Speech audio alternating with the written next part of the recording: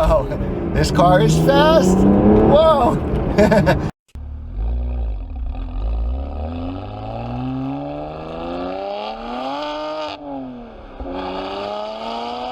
Hey guys, it's Glenn from glenscarcollection.com, and this is my 5-year ownership review of my BMW 1 Series M.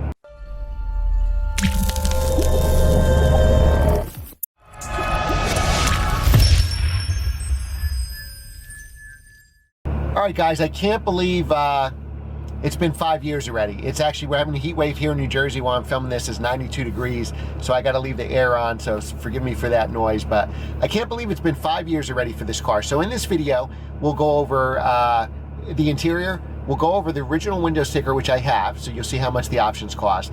Then we'll take it for a spin, and at the end I'll talk about what I like, what I don't like, current values and future values. We'll also go over, in the meantime, maintenance and costs associated with this car. Remember guys, if you like what you see on this channel, hit the subscribe button and hit that notification bell so you don't miss the next video. Only 10% of subscribers have actually hit the notification bell. It just sends you a notification every time I send a video. So it's free, do it so you don't miss a video. Like and share these videos so our channel can grow, and as always, leave a positive comment below. Alright, so before we get into stats and production numbers, let's go over this interior. All right, so a couple things off the bat that I love. The first thing I love is this steering wheel. It's the perfect thickness. So M cars always do thick steering wheels. Some other manufacturers try to copy M cars and do, even some M cars, the steering wheels are just too thick. I could drive this car all day, and I have, and it's always comfortable and feels perfect in my hand. So I think this is one of the best steering wheels as far as thickness goes, and even for an M car, it's one of the best. Now, one of the other best things about this car is this Harman Kardon stereo. I think I've had Harman Kardon in my other M cars, and it seems the best in this car, maybe because it's a smaller car.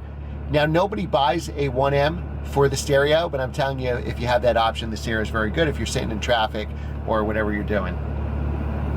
Now you have some buttons here, obviously the phone, the Bluetooth. I usually don't talk on the phone when I'm driving. I try to avoid it. Changing your disc. You could, there's a hard drive, so you can burn your disc to the car. You can store music on a hard drive. The M button, which gives you overboost. We'll get into that in a minute. Basically, it looks like a 1 Series here. They added these Alcantara in the stitching to try to fancy up this interior. I had an E90 M3, and it basically looks the same here pretty much. This one has fully loaded every single option, so you have navigation. And then, of course, you have your engine start and stop button. Now, this is a 2011 model, so I have rear sensors, but there's no backup cameras yet.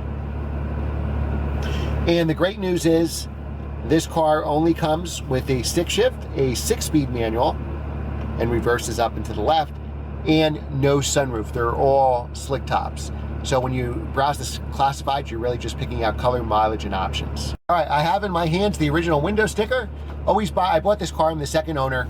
Always buy cars from enthusiasts who have the service records, and they're really being enthusiasts if they have the original window sticker.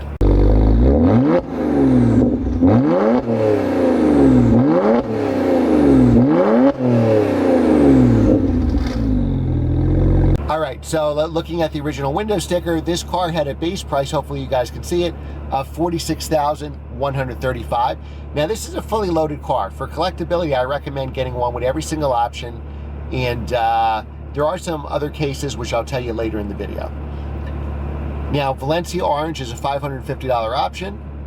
They all come standard with black Boston leather. So this car came in 3 colors, black Sapphire, Alpine White, Valencia Orange. They all have the exact same interior with orange stitching.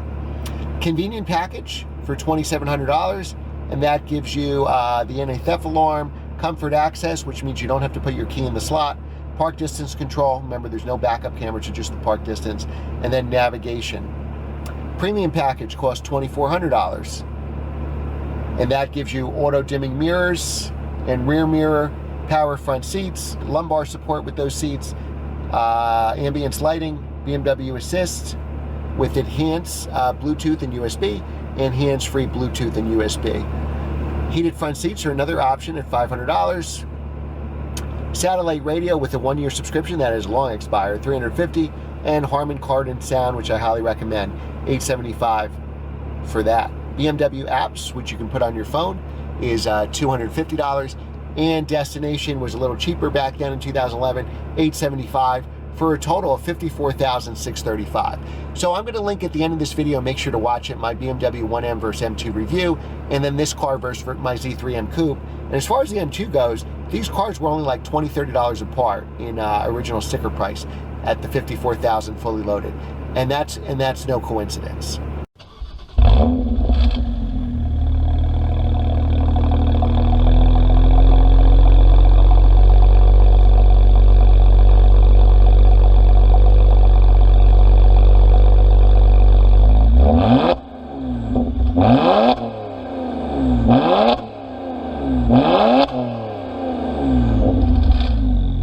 Alright, so now let's look at some of the instrumentation. So I love the dials here, very simple.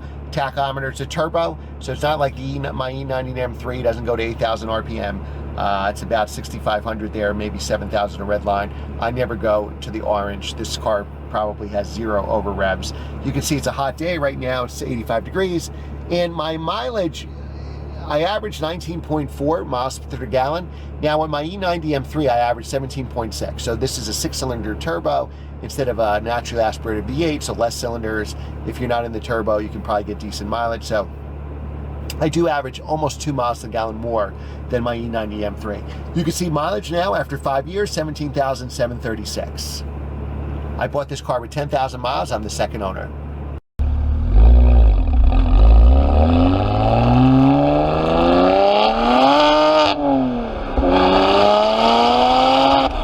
All right, guys, enough talking. Let's take it for a spin. Now, let's go over what we talked about, the colors that are available. The Valencia Orange, Black Sapphire, Alpine White. Black is actually the rarest color. And white, for whatever reason, has the least resale value. So the signature color for this car, let's do an acceleration first.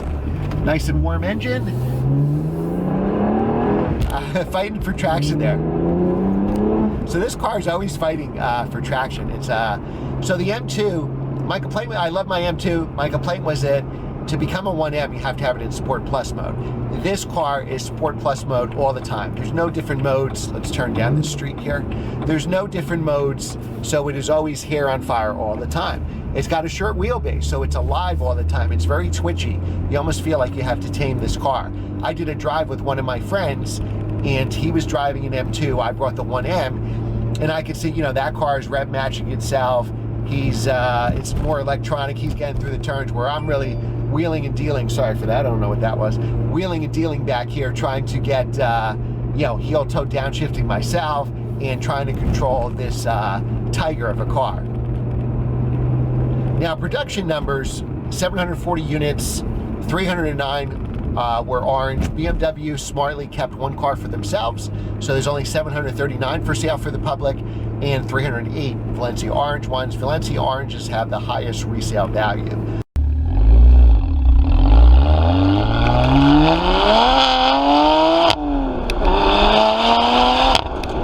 Now, what did I compare this car to? Well, I had sold a couple mid-engine cars. I sold a 2008 Cayman S and my 2007 Lotus Exige S to get a 993 turbo.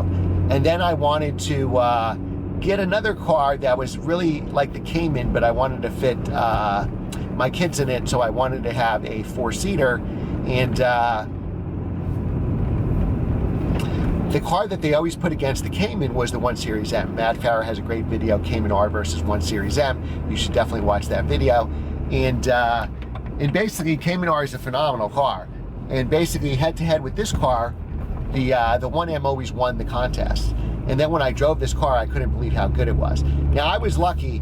Most people paid over sticker for their 1 Series M. A lot of people paid 5, 10, 20, 30,000 over.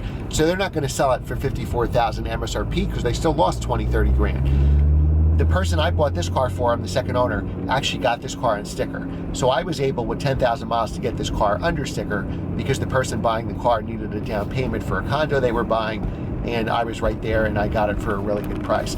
Even paying, you know, 54,000 at that time was a steal because all the cars out there were asking a lot more money. Now, the values on this car, this time when I put my cars up for sale 2 years ago when I lost my job, they were, this car would sell for 65 to 70. I got offers for 65. I think I could have pushed those offers to 70,000. And they're going to continue to go up. This car's not even 10 years old. So a way to buy this car, I'll give you a hint right now, and we'll get more into this later in the video, is I think the sweet spot, we're filming this in August of 2019. I think the sweet spot for this car is to buy it the rest of 2019 or in 2020, because once this car is 10, let's do acceleration first. Whoa, this car is fast. Whoa. I'm short shifting it so we don't break any speed limits here, but wow, just so much power with the turbo motor. Unlike, say, my E90 where you had to rev it out, or my E46 M3, this car's got power from 1400 RPM. So I think you have a sweet spot to buy this car about 2 more years before, you know, Car and Driver Motor Trend. There's going to be a million videos and YouTube videos when this car is 10 years old in 2021. So buy it before that happens, because I think that'll be one of the first big bumps we see in power. Then I think this car is really going to appreciate. So I wouldn't be surprised in 2021 if these cars sell for about $80,000, low mileage, clean ones like this that are fully loaded with options. I could certainly see them after 20 years old being a 6-figure car, and you'll be like, wow, I could have bought one for 65, 70,000. I should have done that. And yes, you should have. I would go with an orange car. Again, there's only 309 Valencia orange, and that's the color everybody associates with these cars. And get a highly maintained car, of course, with service records. I have every service record ever done to this car, and get all the options. If we look at, you know, Barrett, Jackson, Mecum, all those options, the classic cars that sell, you know, even the muscle cars and modern collectibles, have every single option. And I think you can make a case for cars that have no options, because with the 1M, I think that would be real rare. Most cars have 2 or 3 of the options. You want every single option. And I went through the window sticker, and that is every option available. Now, how did this go for maintenance and running costs? Well, let's get into some background in the stats here. So this car has a 3-liter straight 6 turbocharged, producing 335 horsepower, 332 foot-pounds of torque. If you press this M button here, you get overboost for 10 seconds, and that'll give you 370 foot-pounds of torque. 0 to 60 is about 4.7 seconds, according to the magazines, and it feels like that. Some people say, well, the overboost only lasts 10 seconds. What's the point? Well, after 5 seconds, you've broken every speed limit in the United States. So after 10 seconds, you know, you're probably going to jail. So 10 seconds is plenty of overboost. Now, this car has, from the E92 M3, basically has the M3 competition package, suspension, tires, and wheels. So the tires are 19 by 9s in the front, 19s by 10 in the back, 2 45-35s, I believe, in the front, and 2 65-35s in the rear. Now, I've changed the set of tires because of age. At 17,700 miles, they still had a ton of tread. I changed it because the tires were, when the tires were 5 years old, I put on a new set of tires.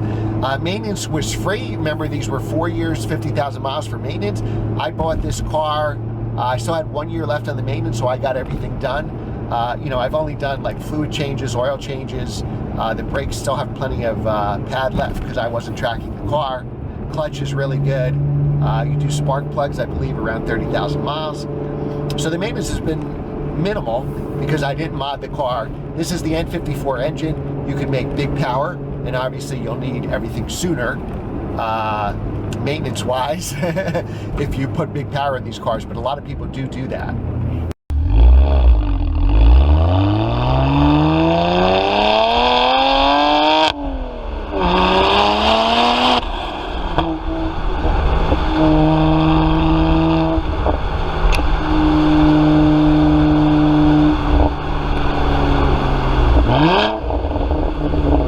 It's just a phenomenal car. It's 40 miles an hour and this person is going 20 miles an hour in front of me. People just don't look in their rearview mirrors. But seats, these seats are very comfortable and they're snug. They hold you in. Now I'm 6 feet, 180 pounds, so they're perfect for me. They may not be perfect for you, so try before you buy. I like what I don't like about the car, but I think it's a phenomenal driving experience. It feels a lot faster than this. 4.7 seconds is quick. It's probably not fast, modern day standards, but it does feel real fast. Anybody who's ever driven this car says, wow, this is a fast car. Now this car in particular is internet famous. This car, let's do a highway acceleration here. This has been Doug DeMure's video's gotten over 1 million views with my car. He'll mention Glenn's car collection. Nick Merry, Tommy Effia have all reviewed this car. Probably one or two more people that I'm not thinking of. Let's do some second gear acceleration here. So the turbo really kicks in at low RPM. And not only do you have power, you also have a very agile car. So this isn't a Hellcat that may be faster in a straight line, you can't take turns. You know, when the turns come, you've already killed them because this car handles great. Now this car, you need a lot more skill. If you're not a good driver, you'd probably be honestly better off with the M2. The M2 is more electronic, makes everybody look like a good driver. The 1M here is, you really know how to drive it. So you put on a good, you can go to your autocross, be fastest time of the day with realistic tires if you're a really good driver. This car is a twitching car and you have to tame it. If you're getting sideways with this car, obviously your lap times would go down. It's been super reliable. Again, I'm not a good comparison for reliability. I buy always low mileage, perfect cars. This car only has 17,000 miles. It's never been modded, so it certainly should be reliable. Check out, you know, a 100,000 mile car or something like that to see if it's reliable. Now, pricing goes right now, a car like this probably is in the 70,000 range. I would ask 70 if I would sell it. I got offers again when I was unemployed for 65. I think I probably could have pushed those to 70. The high mileage ones are still worth like 50,000 mile cars. You could probably still snag for 50 grand. And you know what? They're still reliable cars, and I would highly recommend buying them. What don't I like about this car? Well, the best thing, even though you got power down low, best thing for me would be a normally aspirated engine. If they put the E92 engine in here, that normally aspirated 4-liter V8, this would be the best car in the world. It's still one of the best cars in the world. If it had that engine, then it really would be. You know, another detriment to this car is you got to pay a lot of money to get one, but I really feel that they're going to go up in value. Those production numbers are so small, and everybody agrees. There's never been a bad review of a 1M. Nobody ever said, oh, this car sucked.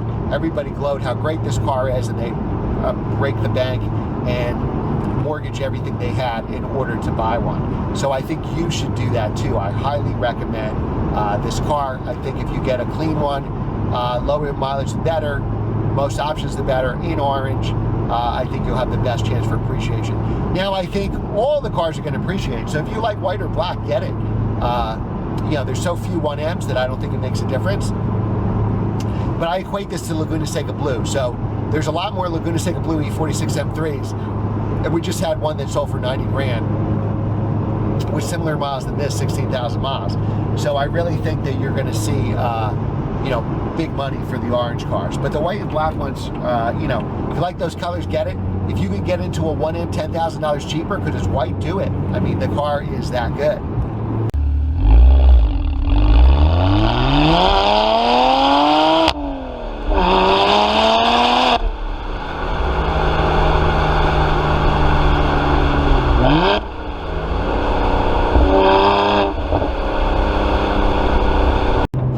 Nice in this car. It's nice and light. It's very easy to shift. I have size 13 feet, so I roll my car over. So to me, it's easy to heel toe. The shifter is nice and short. We'll get off the highway here. The shifter is nice and short. I had a friend who had an E93 series, and he got the BMW short shift kit, and I could swear it was this, because driving his car felt exactly the same like my 1M did stock. So the shifter is really good. I don't think you need to put a stock shifter on it. Another complaint I have with this car, actually, the sound of the exhaust is too quiet. So my car, if you're hearing it, and I'm playing exhaust clips, I'm sure, in this video, I put an aftermarket N55 mid-pipe, I still have the stock part, and a Borla attack muffler system, and that opened up the car as far as the mid-pipe for power, and then the exhaust system gave it sound. So the biggest complaint with this car I've had is it's too quiet. It's almost like a stock NSX, my 2005 NSX or my 95 NSX. It was super quiet from the factory. And that's why I think we have fake noise. I think one of the reasons, honestly, is because of this car. So when I got out of this car, even when it was stock, people say how great the car sounded. I'm like, really? I don't hear anything. Even with this aftermarket setup, and of course I kept the stock parts, it sounds better in here, but it's still insulated. If I put the windows down, we'd have too much wind noise, but you would really hear the exhaust. So That was my one complaint. The car was a little too quiet. It's a little restricted because they probably don't want it to be faster than an M3. So you can open it up with tunes, you can open it up with a mid-pipe, but sound definitely needs some help in this car, and I think that's why your M2s and M3s and M5s all have fake sound now, because in this car you couldn't hear it. And that really was my #1 complaint about this car. Another thing, it's going to be hard to find one. They'll be spread out all over the country. So if you're used to buying a Camry that's 10 miles from your house, you know, when I bought this car, I actually found this in New York, but the next closest one was Florida, Colorado for an orange one, because I was looking for orange.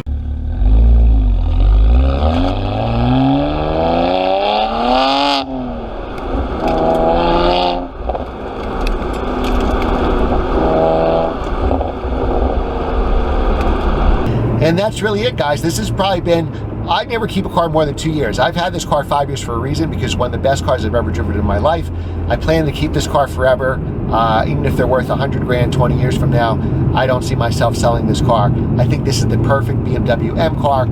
If you follow the channel, you know I've owned 5 M cars so far. The M2, the Z3 M Coupe. You can see the comparisons against both at the end of this video. I'll link them.